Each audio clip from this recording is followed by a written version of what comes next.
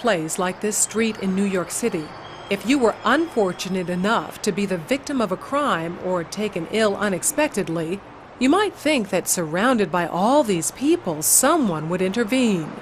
After all, isn't there safety in numbers? Psychologists say no.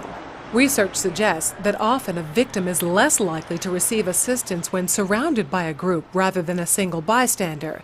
When people are in a crowd, it's easier to pass the buck.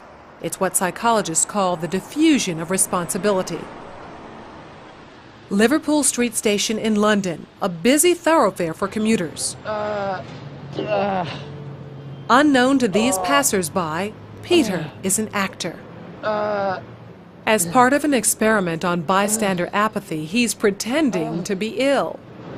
Help! Help! How long before he gets help? Please, somebody. Help! Help me, sir. Please help me. Helping would be inconvenient or even risky. He lies there for more than 20 minutes and no one raises an eyebrow. Please, somebody help me. It's always very distressing to watch situations like this where people are obviously suffering and no one's actually helping them.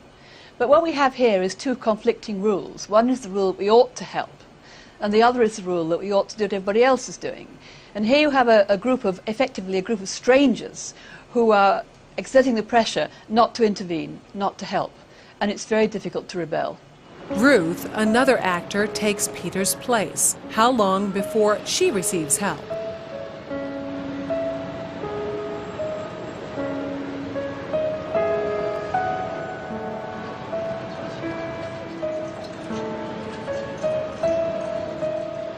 Four minutes later, and 34 people have passed without stopping.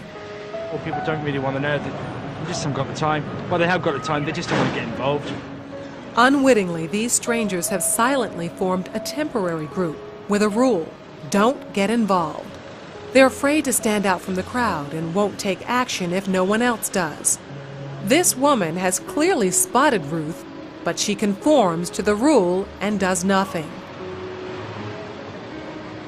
Watch what happens, though, when someone else helps. You alright? You alright? Yes, thank you. Sure, you look a bit clicky, you know what I mean? She suddenly finds herself in a different group with a new rule: to help. You want to sit up? She don't look well, does she? You alright, yeah? What's wrong? First I thought she was dead. Then I sort of checked to see if she was breathing or not. And I looked around and I couldn't believe that no one had noticed her because there was a bloke sat there just absorbed in reading a newspaper. This time, Peter's dressed as a respectable gentleman. Now that his dress is in keeping with those around him, how long before he's rescued? Hello, sir. How are you today? I'm all right. 6 seconds. She even calls him sir, and suddenly everyone's a good Samaritan. Do you suffer from epilepsy? No. Why you're lying on the floor in the rain? Because he's part of the right group. Everyone wants to help.